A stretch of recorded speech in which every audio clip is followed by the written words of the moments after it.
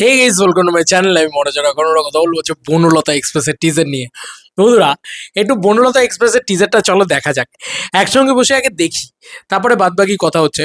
কারণ বনলতা এক্সপ্রেসের টিজারটা না আমি একবার দুবার দেখেছি। আমার মোশাররফ করিমের অভিনয়, ও মাই গড, কি লেগেছে!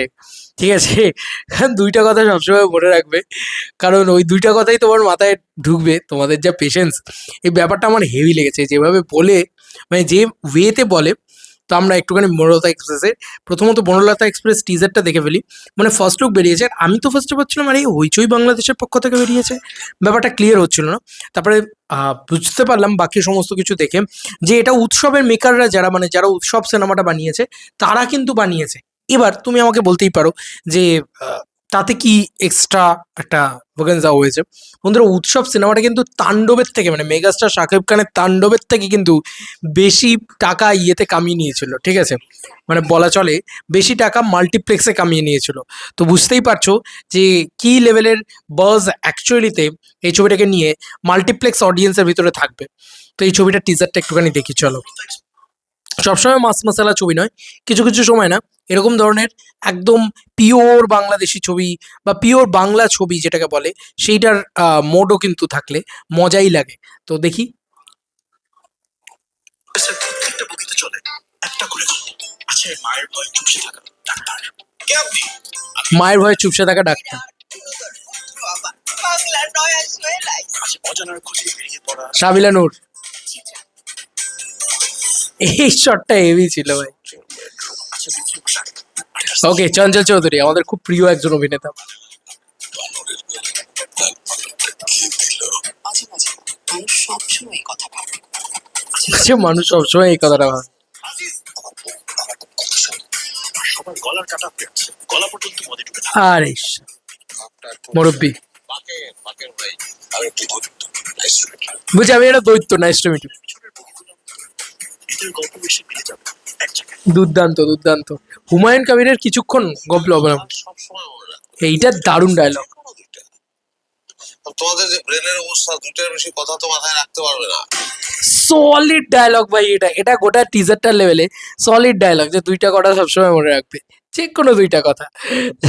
তাহলে তোমাদের যা ব্রেনের অবস্থা, দুইটার বেশি তো কথা মনে রাখতে পারবে না। সলিড ভাই, ডায়লগটা একবার শুনবো। যে কোনো দুইটা। তোমাদের যে ব্রেনের অবস্থা, দুইটার বেশি কথা তো মাথায় রাখতে পারবে না। ও ভাই, মোশাররফ করিম এপিক এপিক অভিনয় করেছে। আমি আসলে কে সেটা না হয় সিনেমা হলে এসে দেখলেন। তুমি এইরকম বেটা মানুষের মতো হাস না কেন? পরিচালনায় তানিম নূর। 100% খাঁটি বাংলাদেশি ছবি ছায়াছবি। এই রোজার ঈদে রিলিজ করছে, অনেক সিনেমা রিলিজ করছে এই রোজার ঈদে, তার মধ্যিখানে এই সিনেমাটাও বনলতা এক্সপ্রেসও অবশ্যই। এবং আমার না খুব খুব ভালো লেগেছে। এই দুইটা কথা মনে রাখবেন, এই বিষয়টাই ভালো লেগেছে। এবং যেহেতু এটা হুমায়ুন কবিরের ইয়ে, আহ, আমি ঠিকঠাক প্রনাউন্স করলাম তো নামটা, তো তার যেহেতু মানে জীবনী, সরি, জীবনে কিছুক্ষণ গল্প অবলম্বনে, উপন্যাস অবলম্বনে, আমার না খুব ভালো লেগেছে। সেই সেই পয়েন্টগুলো খুব ভালো লেগেছে। ডায়লগগুলো ব্যাপক ডিজাইন করেছে, আর খুব ফিল ফ্রি, মানে খুব একটা বলে না যে একটা ফান মুডের ছবি। ঠিক আছে, ওই ব্যাপারটা না কোথাও গিয়ে ওয়ার্ক করেছে, যে ফান মুডের ছবি, পুরোপুরি ফান মোডের একটা ছবি। এবং এই ছবিটা না ব্যবসা করতে পারে কিন্তু ভালো রকম।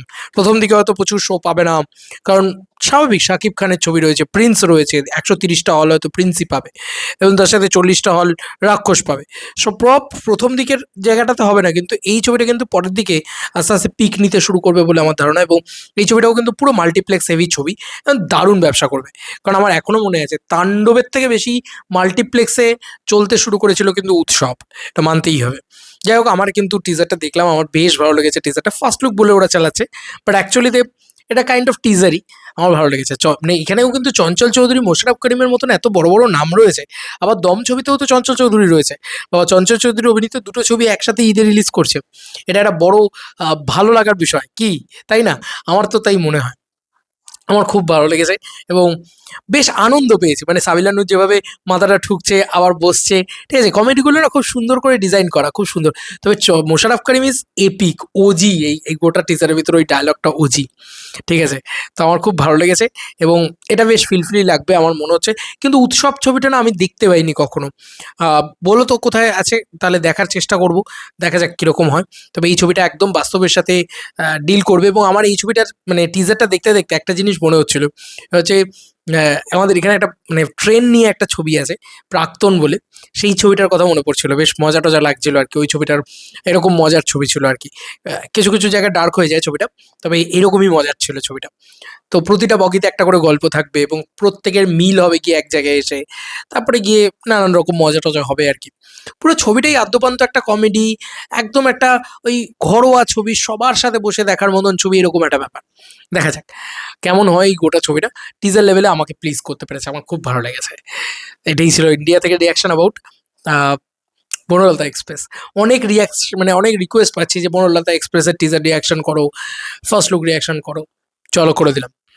চলো বন্ধুরা, নতুন কোনো ভিডিওতে দেখা হবে। বাই।